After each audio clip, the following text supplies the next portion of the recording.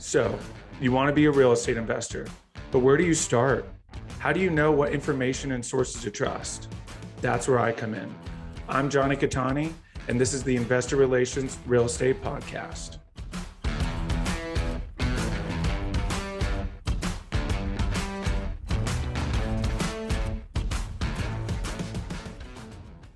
Hey guys, real quick, before we start, go to investwithcattani.com and download my free ebook, Is Commercial Real Estate Recession Proof?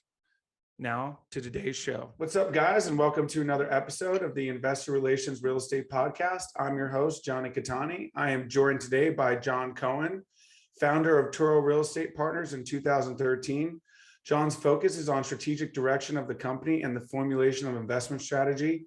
He's been investing in real estate since 2010 and focusing on deals with tremendous value. Since starting in real estate, he has been involved in over 500 million in various real estate transactions. John, welcome to the show. Jonathan, thank you for having me. I'm excited to be here and hopefully provide as much value as I can for your listeners. Absolutely. And we were talking offline. You'll be in my neck of the woods here soon, so that's pretty cool. I will. It's actually funny. We have a deal on the market right now, and one of the buying groups happens to be out in Salt Lake City as well. So I told people, I'm not there frequently, but I was like, oh, okay. It happens to my brother's bachelor party, but I told some people, hey, I'll be there. Grab me for a coffee when I land, but then it's business off and have some good time. But I will be out there. I'm excited to be out there. It's been a little while since I've been able to get out on the slope. So we'll see. Nice. Well, you never know. You could end up with 2 fresh feet. You never know what spring's like out here. So fingers crossed. For sure. That's for sure. One of the best trips we ever did was snowbird about 3 or 4 years ago. It was like April 15th or 16th. It was like 65 degrees and probably about, boot high, fresh snow. I mean, there's pictures of me skiing, like, short sleeve shirt, just a hat on. And I'm like, this is like sort of nothing better than this.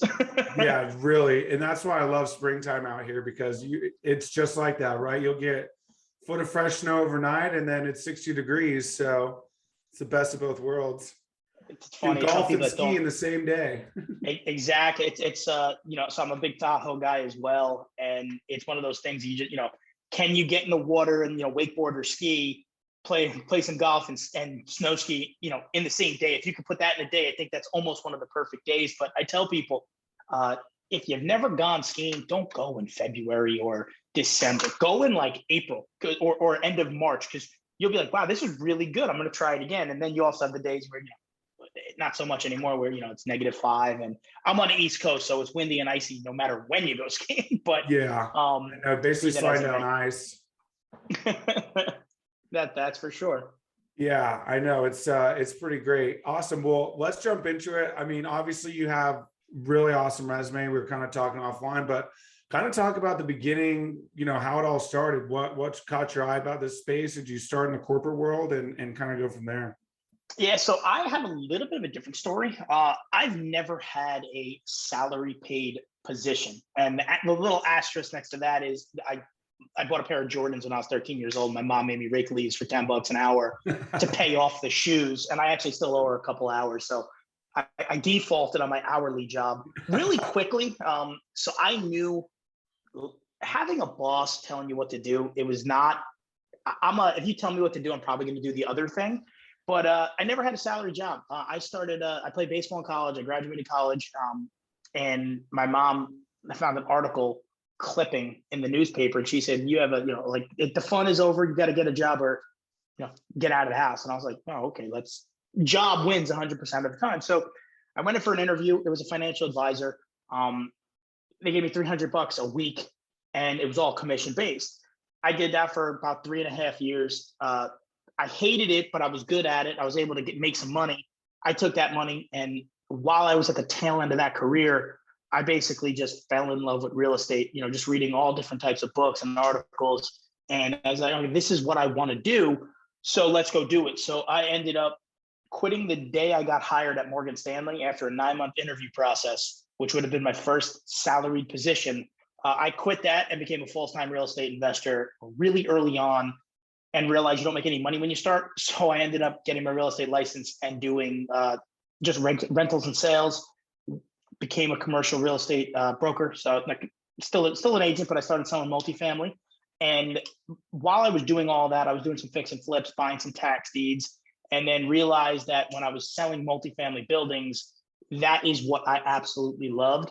So I was at Marks and Millichap and just started picking the brains of my clients and just, why do you buy this? And the defining moment for me is the same building traded 3 times in 1 year. And I just saw each person make money.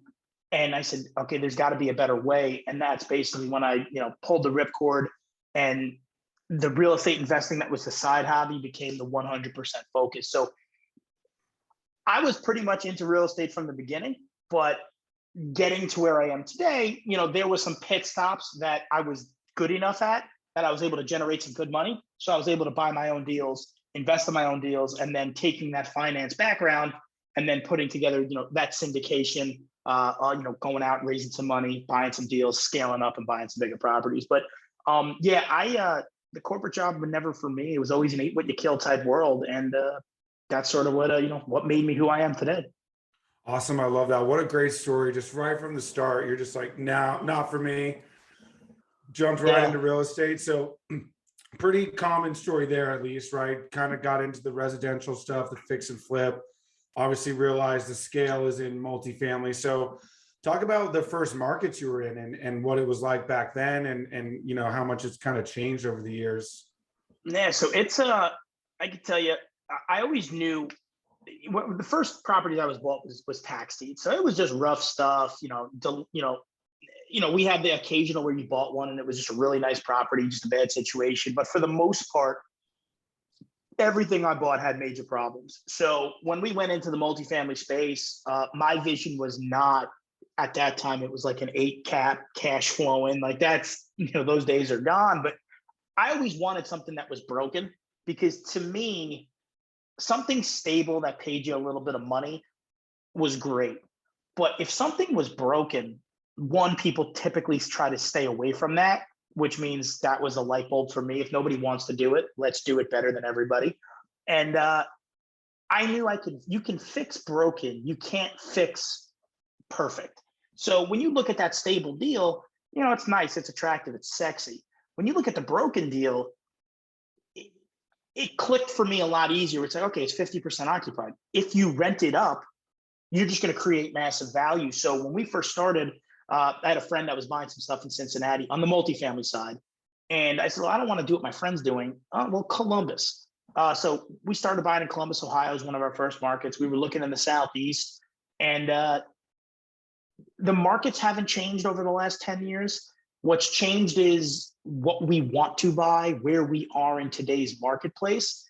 But for the most part, we've historically bought some super heavy lifting, really rough stuff because I know I can fix problems. I'm good at it. I'm a good problem solver. So that's what we set after, and that's what we looked for. And I have a million stories of, buying some deals where I would literally have to knock on doors like this because I had no idea what was behind the door, or if someone was going to put a gun, or it was very rough stuff. And we did that really well, and now we still do it well. But where we are in the marketplace, we're trying to buy a little bit of a nicer quality asset.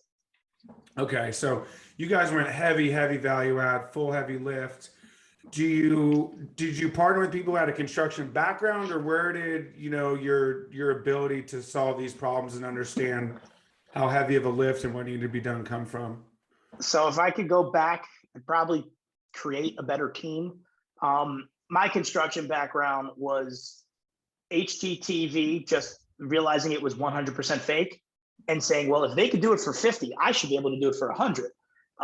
But no, on all my deals, there was always somebody on the team. Because when I first bought a property, I couldn't qualify for a loan. When we were doing original value add deals, it was all recourse. So the first deal I did, my dad actually co-signed the loan with one of my best friends today, who is a partner on 90% of our deals. And he had an engineering background. And when we came together, a mutual friend of ours basically said, you guys are sort of made for each other because, John's going to get you into a situation that you don't want to be in, and he'll get you out. But Mike, he's going to make sure all the details are, all the I's are dotted and the T's are crossed. And I say today, he makes life so easy because he has that background. He knows how to handle contractors and stuff like that. And the truth be told, we've done I've learned the hard way as well, right?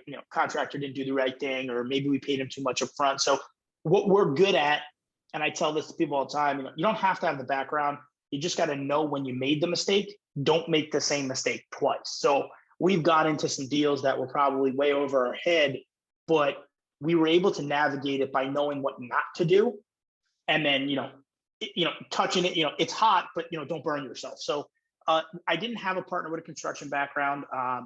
And we've just done so many deals, and we've really surrounded ourselves with good resources that we've always been able to get through projects really, really well by surrounding yourself with the right people. And whether they're in the deal, on the team, or, in your phone book, I say it all the time, a good real estate deal goes A to Z, not perfectly.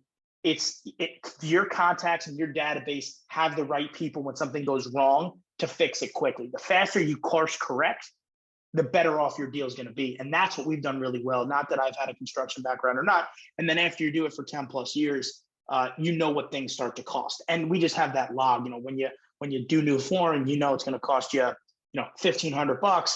Next time you're looking at a deal, you remember it cost you $1,500 or $1,800, depending on the material. So after you do it once, you put it in the memory bank, and then you use that as a reference point as you keep going forward. So you learn from your mistakes, and you build off of that.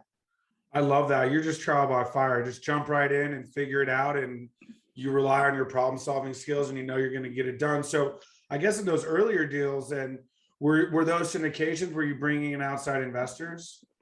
So early on, like the tax deed stuff and the fix and flip stuff, that was 99% my own money. And, that's when I would buy a property in Philly, and I'd knock on the door, and I get the door open, and there's no floor, there's no roof. It was a disaster. So I made those mistakes myself, and I fixed those mistakes myself. It was my money. So you took that, and when you did that first multifamily deal, you had that framework. And yes, the first multifamily deal, I think I raised about $600,000. There was an $800,000 loan. And we were all in for 1.4, and I think I had about 12 or 13 investors in that deal. And same thing, it was a 50% occupied property. Out of the 50% occupied, half the tenants were paying. Major capital improvements needed, and I just knew what I had done in the past. And then at scale, you typically get a little bit better, economies of scale. So I was able to get things done for a little bit cheaper and better, and just navigated that water with not only my background from Marcus and Millichap, not only my background from what I had done in my past, but, surrounding myself with the right people. And then, yes, on that first deal, I did raise money. My dad co-signed a loan, as did my buddy Mike, who, I knew him for maybe 6 months prior, and my dad and him co-signed an $800,000 recourse loan. And I'm like, wow, these guys have a lot of confidence. I got to get this done.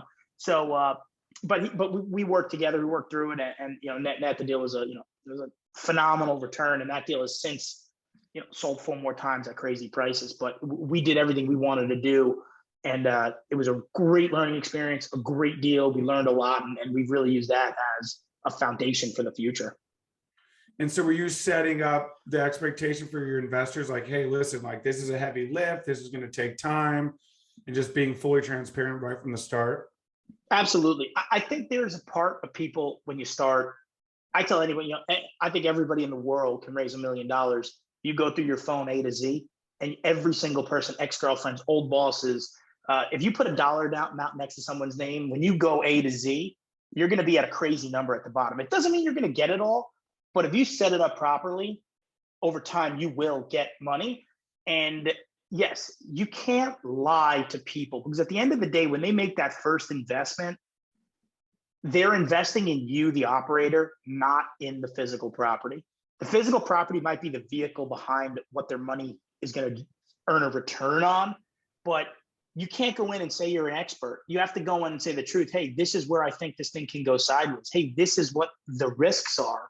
But you're betting on me running the show that I'm going to execute. And I tell that to people all the time. And in today's world, more so than ever before, and I'm only 34 years old, but execution is like a thing of the past. It's all about what have you done or what can you do. But when you deliver results, and you've delivered results your entire life, people know that. And when you go into a new product, whether it's your first deal or your 100th deal, if you have a track record of doing what you say you're going to do, that is what your first time investor, that's what they're investing in. They're investing in you. They're not really investing in the deal.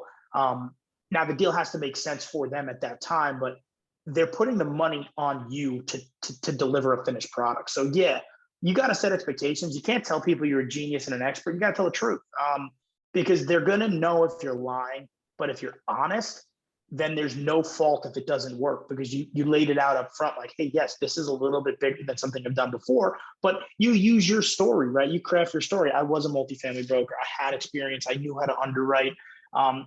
And you got to put the pieces together. But at the end of the day, yes, no, everyone was betting on me. It was my first deal, but they bet on me.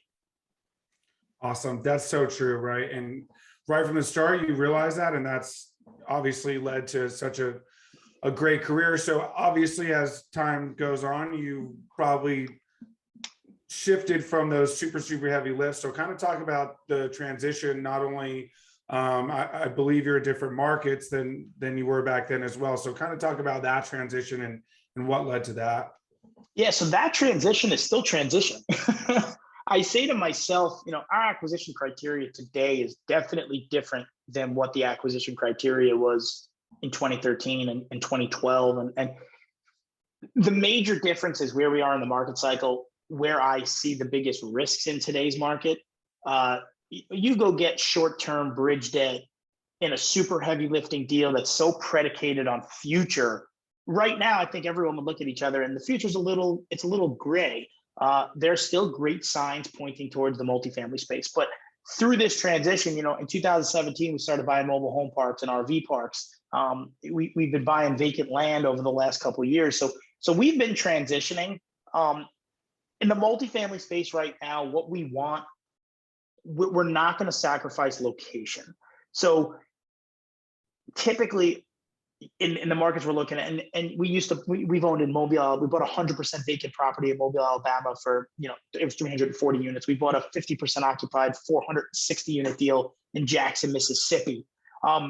We're not going to do that anymore. Not that I wouldn't buy a 50% or a vacant building. I definitely would.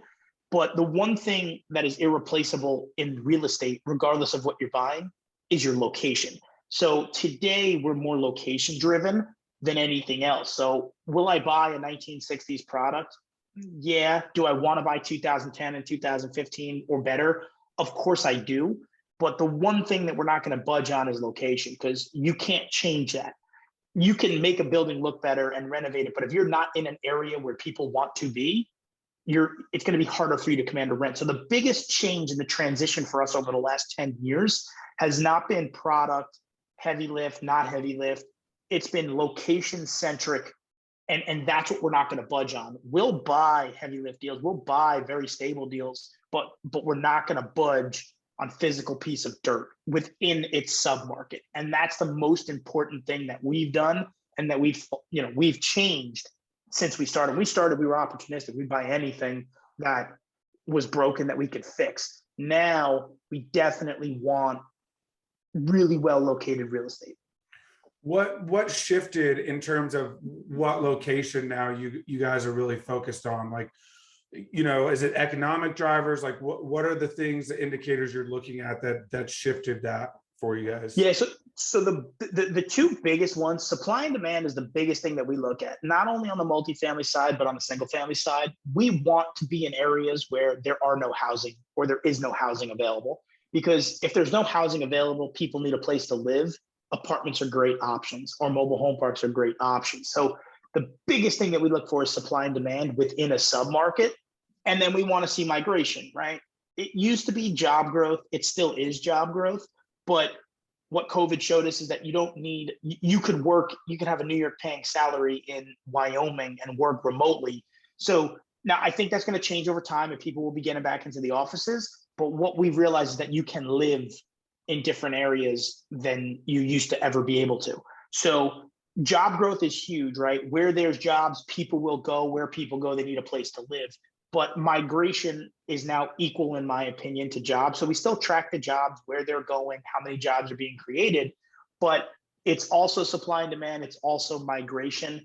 And then the one that people laugh at me about, but I think it's as important as anything in this business, is I'm selfish. I don't want to take the connecting flights anymore and fly from New York to Charlotte and miss a flight and spend a day and then fly to Alabama. I don't want to do that anymore. So when we go into markets, I want to be able to get there in 3.5 hours. Like I want to be able to get in, get out if I have to. And those are things that most people don't want to talk about. Everyone wants to say, oh, it's the jobs, it's the migration. That's what people talk about. But the truth be told, if you do not like going to visit your property or go being there and you have to be there a lot, you're not going to go. The deal's going to suffer. So for us, the selfish side, this slowly transition. I have a 3-year-old daughter. I have another baby on the way. I don't want to spend a week traveling to see 2 deals. Like I want to be in the market towards many deals as possible. And then I want to be home so I can be with my family. So, that's something that I don't want people to discount because I think it's very important. Now, yeah, you might like going to the beach and you only want to buy by the beach, but realistically, you got to be a little flexible. But that is important to us. So it's not just the economic demands and the drivers that everyone looks for. It's also the personal side that says, I really enjoy going to these markets. And if you enjoy going there and there's other things for you to do there, you're gonna make it happen. That's such an underrated aspect, right? And I've heard very few people talk about that, but it's so true. I mean, if you can't jump on a plane and be there, then what it's so difficult. And sure, boots on the ground and that helps and all that. And I'm sure you guys have that as well in your markets because, that's important. But yeah, if you can't get there and you don't enjoy being there, then, why are you there? Could not. I agree wholeheartedly. And listen, if there's a really good deal in a market that you may or may not like going to, for me, a deal breaker, I have to have some local presence and their performance has to be tied to their compensation in a market. Because if we're going to do a deal in an area that is a little bit more challenging, where I won't be able to be there every 4 to 6 weeks, and I'm not going to be able to be in there and see what's going on, I need someone in that deal that's got a real hurt if it doesn't work. And that's a way I can get over the distance and the travel. But at the end of the day, you have to like going to your properties and you have to want to go to your properties, because if you don't and a deal's not going well, it is very easy to put it on the back burner and say, on to the next. Absolutely. Boots on the ground has to be an equity partner. I think that's one thing that not a lot of people talk about, but it has to be very much tied to them as well. So, okay. So now, because, obviously you've been in a lot of different markets, you've been around for a long time. What is kind of your outlook? Where do you see, you talked about you've bought land, you've kind of dipped into all these different asset classes. So where do you kind of see the outlook with, the current economic landscape and things like that? Yeah. So obviously, real estate, good market or bad market, you can make money in real estate, right? It's super niche-y and hyper local. My outlook is there's a shortage of housing out there. Whether it's single family, whether it's multifamily, there is a need for housing. There are massive migration patterns that are happening. People are fleeing the north and moving all over the country. So there's all the research out there that you want to be in a market before XYZ. You don't have to time it perfectly. You just got to be in it and ride the pattern as long as you can. But I see a lot of positivity in the marketplace. Cautiously optimistic is how I'm navigating deals now. We're underwriting probably 2 or 3 more deals per 100 before we get to a deal that we really like. And we're not forcing anything. We're not going to let a broker change our underwriting. We're not going to let a lender dictate the way we do something. We're going to be very prudent when we go into a deal. If it doesn't work on our terms, I am 100% okay with passing in today's market. 3 or 4 years ago, we would bend a little bit, right? Like, okay, maybe it'll be a little bit wrong in repairs and maintenance, but I know I nailed my insurance, something like that. In today's world, we got to be 100%, and then we're going to dive in. So we're going to buy stuff, no doubt, but we're not going to force a square peg in a round hole, because there is uncertainty with what's going on overseas in Russia and interest rates. And there's a lot of uncertainty that's out there. But I think as long as you're looking at enough deals, underwriting enough deals, when that one comes in that gets all the way to the finish line through your vetting process, I would have no fear about buying it. Now, if 10, 20, 30 deals are getting through your underwriting process, you may need to tweak your underwriting process. But in today's world, I am cautiously optimistic. I do see a light. I think that, there could be some short-term gut punches, but I do think the 3 to 5 year outlook is significantly better than the 1 to 3 year outlook. So as long as you go in with the right structure, the right debt, the right deal, if you can ride through the next 3 years, I think you're going to come out just fine. I don't think there's a world of hurt where we're looking at 2008, 2009 all over again. I can't see that being the situation. But at the same time, we want that in the back of our head when we're looking at deals. So we understand, okay, if something goes really wrong here, are we protected? So I'm cautiously optimistic. I do see a lot of positive factors. Like I said, job growth, population growth, unemployment, all that good stuff you talk about. But some of those numbers are a little skewed to make them seem a little bit better than they are. And that's my outlook on where we are today. Yeah, that's a really great outlook. And that makes perfect sense. You really have to be in the long game. And I guess one thing that that worries me a little bit is some of these markets where, they're 2.5xing after 18 months. And it just feels like there could be, like you said, a gut punch, a bit of an asset price bubble where there could be, if you're too optimistic, you could end up underwater. No doubt. That's I had the conversation today. I think 90% of the deals, if not 95% of the deals that have gotten done over the last 18 months and today are all in these short-term 2 and 3 year bridge loans with extensions and options. And I can tell you that those loans get really ugly when things go bad, when people are missing hurdles and the bank won't fund your CapEx. That's the stuff that we're not even going to touch unless there's just a ridiculous price discount. But I agree with you. That is the stuff that you have to scratch your head on when you bought a deal and 18 months later, someone wants to buy it for 3 times what you paid for it. It makes you scratch your head. Now, every market's a little different. And if there's a supply and demand shortage and it's a single family flip and, there's nothing available, well, I get that. But when you start seeing a lot of listings and a lot of new buyers and there's not those good old boys that have been buying for the last 20 years, when those guys start running for the hills, then you just got to question yourself, like, okay, who are the last 10 transactions? Oh, look, 9 of them are guys that never owned a piece of real estate 10 years, 10 months ago. That makes you circle the wagon and say, wait a second, what am I missing here, right? What am I missing? Or are they just that much smarter? And I'm not giving anyone the right or wrong answer here, don't get me wrong, but those are things that we just keep an eye on. It's just, who's buying, why are they buying, what's their background, and why are they buying now? And if you start seeing some good things, dive in. But if you see some stuff that doesn't make sense, then I would assume, it's time to duck and cover or move on to another market or another product, whatever it may be. Absolutely. That's a really great point. And so we were talking offline, you're in the middle of some exits now. So kind of talk about those. Have those deals come full cycle or it's just the market's right? Yeah. So 2 of them were not going to be sold, but offers are way better than we ever could have projected. So we're capitalizing on that.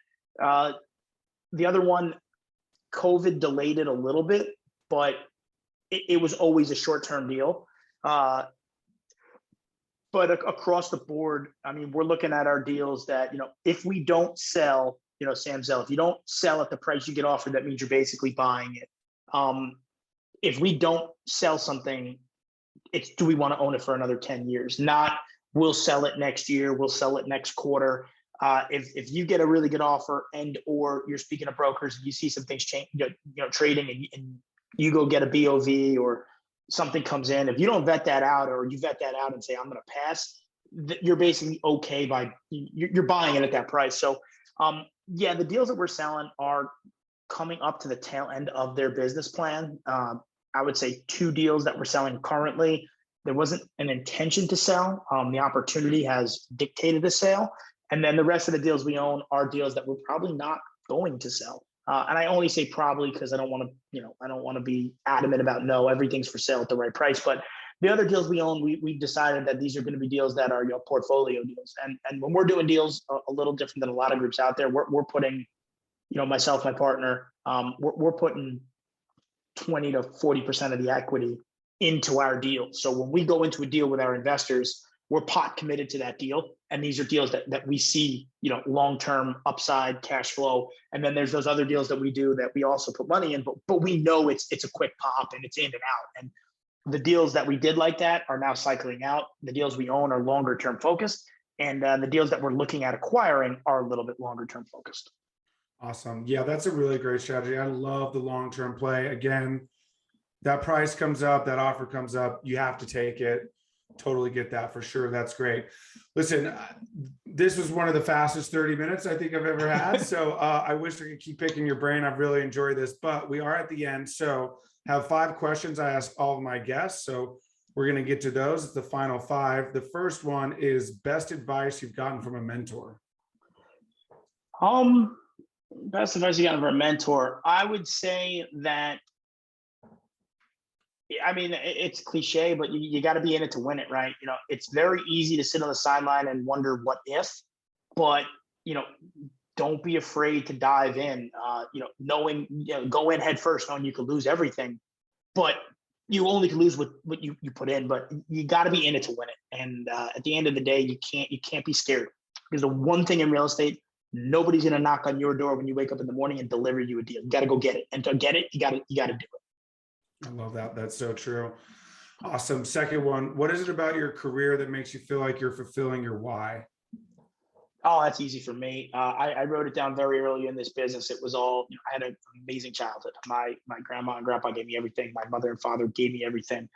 My why was being able to give back. And, we're selling deals and a lot of things are happening now that, I'm able to support. I heard Dave Lindahl speak years ago that he gave a piece of paper to his parents and said, write your salary on here and come work for me. And I have every intention of being able to do that very shortly, and just saying, guys, quit doing everything you're doing. And what do you want?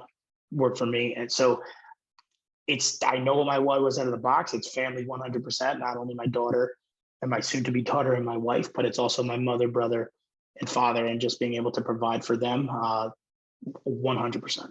Oh, I love that. That's so awesome. What is your favorite non-real estate or investment related book? Shoe Dog, the story of Nike. Oh yeah. It was, I don't read. I listen to audiobooks because I'm borderline. I can't really read or write, but that one, just listening to it was exhilarating. Just to get through that book was really, really, really awesome. Yeah, that book is incredible. That story of how he just talk about problem solving. I mean, that's one of those books for sure. I got to put that on there as well. Awesome. Yeah. If you could have any superpower, what would it be?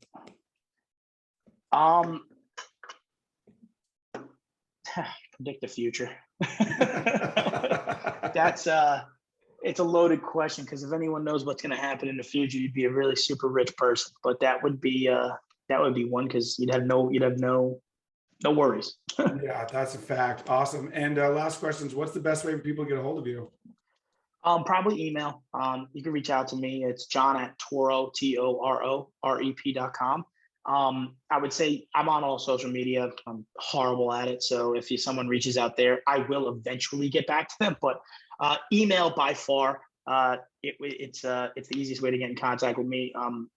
Once you email me, I will gladly give you my cell phone number, and text, call. I want to be able to provide for anyone, the most novice individual, the super experienced, because at the end of the day, I said it earlier, here, you got to have a good database, and there's nobody in this world with enough advance notice can't give someone 20 to 45 minutes of their time to help out in any way. It's very easy to help.